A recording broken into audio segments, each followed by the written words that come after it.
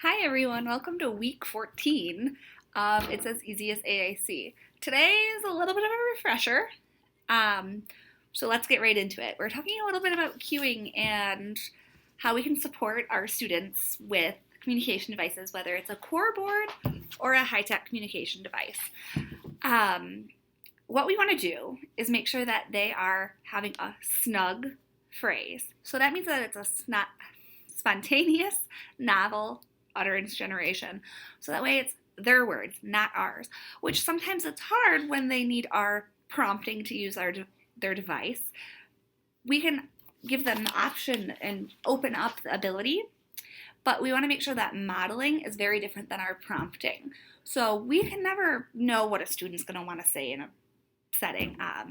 A student who's looking at something, we might think, oh, like they think they're fun. This is funny. This is interesting to them. But they might really be like, this is weird. So we can't know what they want to say, but we can help them to create that sentence. So if I were to see a student really looking at something, I feel like my first instinct would be like, okay, they're interested in it.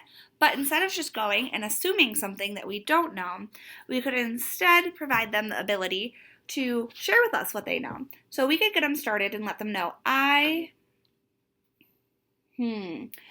Instead of going to I like, we could go to I think, and we could go to descriptions and have them choose their own description. It's also really important that when we're going and trying to bring someone's attention to their communication device and getting them to try to say something, that we're not doing hand over hand. Even when we're showing them how to do something, a lot of the research shows that students can't really make that connection between us guiding their hand and them using it.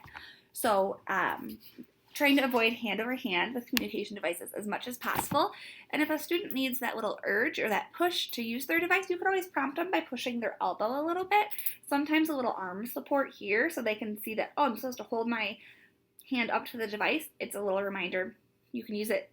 And also, it's really important to keep in mind that visual cues are amazing and prompts are great. Verbal cues are really hard to get rid of. And so I'm trying to remind myself, maybe a little point to something and not reminder of, oh, use your device, tell me what you think, because it's really, really hard to phase out that verbal cue eventually.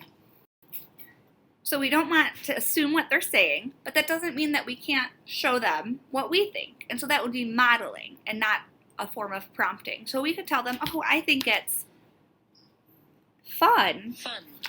And that's a great way for us to show them different ways they can use their communication device. We could talk about what's going on, what we're seeing, how we're feeling.